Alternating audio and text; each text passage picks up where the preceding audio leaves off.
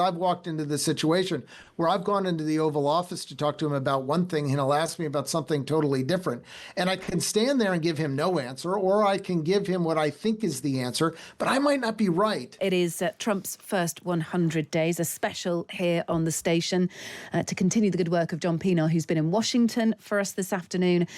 And this evening here in the studio, Josh Glancy of the Sunday Times is with us, a real expert on America, and he's been giving us his very thoughtful opinion, which you're enjoying. Thank you very much for your messages of feedback coming into the show.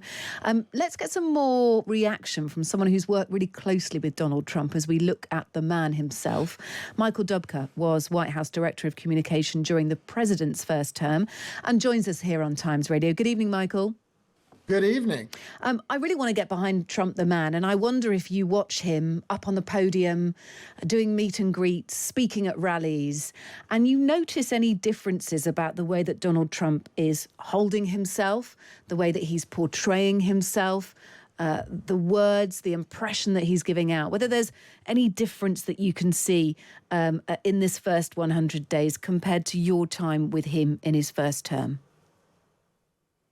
Since I was with him during the first 100 days of Trump 1.0, the president's always been obviously a very confident man, but I think the level of confidence in his ability and what he wants to accomplish has grown exponentially in Trump 2.0, the first 100 days.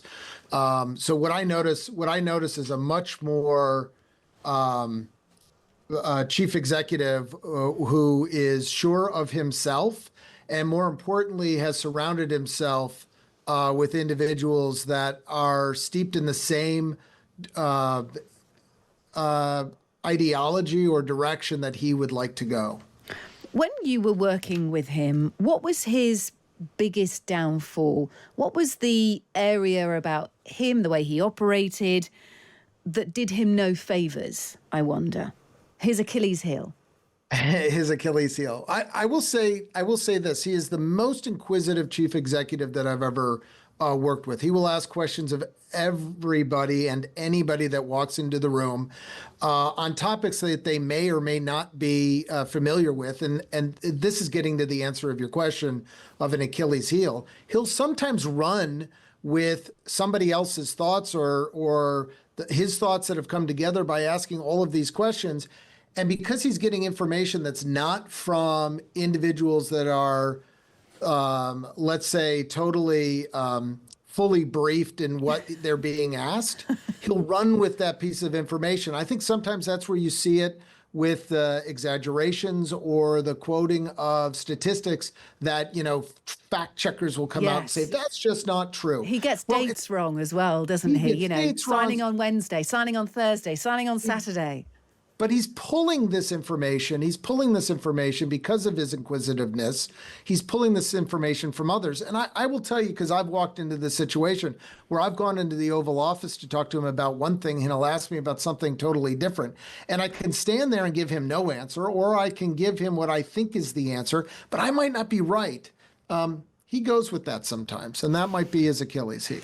Michael, I was wondering, I mean, the one we obviously saw an election result in Canada this morning that was, I think everyone agrees that an election was quite heavily influenced by Trump, but not necessarily in the political direction that a lot of his supporters and a lot of conservatives might have hoped. I mean, do you think that there's a critique of Trump that he lets himself get distracted by things that take him off point? So, for example, he's had a lot of positive impact on getting migration down on the southern border, right, which is one of his big signature policies.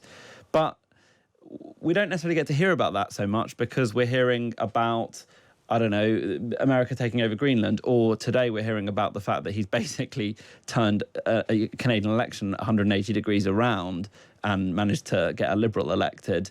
I mean, do you think that, because you've touched on this already a little bit, that sometimes his inability to stay on message can also be his own worst enemy in a way, because he does have policies that he could be sort of boasting about and promoting, but he's kind of getting in their way.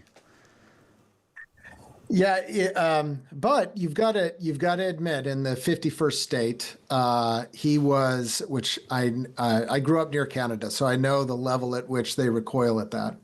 But he doubled down yesterday during the vote talking about the 51st state. So I think he understood where that election was going, that the liberals were going to pull it out. And he doubled down in the sense of, showing a little bit of I don't care, even though I think he does, but that he influenced the ultimate outcome. And I think for part of what he's doing, where it does hurt him, he's still part of the conversation. And ultimately, at the end of the day, I think that's one of the markers that he believes is so important to to his continued power and mystique in the Oval Office.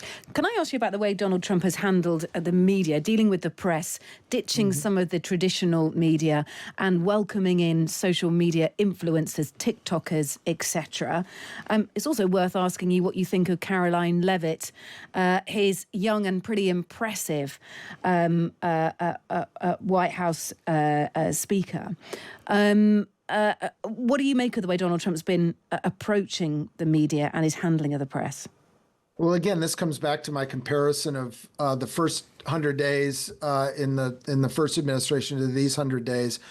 A lot of what they implemented, we talked about in terms of rearranging the press room, of calling on different outlets that don't normally get called out, throwing some of that tradition out of the way, not holding a press conference and doing either press conferences on the fly in the Oval Office, on the way to Marine One, in the Roosevelt Room, in the Cabinet Room. So a lot of what we talked about, I'm watching getting implemented in Trump 2.0. So I think from that perspective, I think he's very happy with that. This is what he had wanted to do and was really held back from doing. Part of the reason was technology. Back in 2017, 2018, in the first administration, you just did not have this proliferation of podcasts, of social media outlets, of all of this. We were still beholden to cable news, to linear television, et cetera. So I think technology has caught up to where Donald Trump wanted to be. And then finally, just not to avoid the question, I think Leavitt is doing a fantastic job, but that's through the prism of she has one audience member who's most important, and that is the president. And I think sometimes she does herself a disservice, if I have to be critical, with the media taking her word, because she is so hyper defensive of the president. But when she's on the podium, I think she's been one of the best that we've had. Will she always be a loyal servant to him? Is there a point where this 27-year-old can't continue to work at this pace, continue to defend that strongly? And I know that that's her job, but I wonder if it's sustainable, because of the agenda she's dealing with. She's so impressive because she's having to talk about so many of these different policies, executive orders. She's having to work at breakneck speed too. Well, she does have to work at breakneck speed. And I remember a reporter coming to me years ago saying, when will this all slow down? And it never did. And it never will. I mean, the president, again, his level of energy is impressive. And I've joked that Elon Musk is the only person that I have seen next to him. How does he do it, Michael? Come on. I don't know. You must know. I don't. It's a diet. It's fueled by Diet Coke. I mean, literally, I could be in a meeting and he'll have 2 Diet Cokes during that period of time that we're in the Oval. He's got a little red button for a Diet Coke on the Resolute desk. How's he still got all of his teeth? Or I don't know. There's no sugar in Diet Coke. There's all sorts of other nasty There's a lot of stuff, caffeine. But I will say this, it does burn out staff. So it just really taking a step back, and it is very difficult for regular staff who are not only reacting to what is coming at them from the media and having to keep pace with what the president is saying and bringing all of that together. I mean, he's got the luxury of being able to just do it.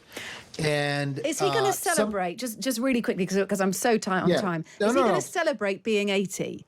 Do the optics of being 80 are they actually bad for Donald Trump? Given his level of energy, I don't know that he's going to celebrate it as 80, but he is going to call attention to the fact that he's still going strong. He's going to have to celebrate it at 80 because it's coming up in June, Michael. He's going. I know. It can't just be a birthday, can it? It cannot, and there have been talks of a parade in Washington, et cetera. But I think what he's going to want people to recognize is that he's got many years ahead of him. So I doubt that he'll dwell on the number and just on the fact that look at how much he's accomplished by the time he hits his birthday in June. Michael, thank you so much for being with us. Really fascinating to speak to you. MichaeDubke, former White House Director of Communications under Donald Trump. Some great stuff there.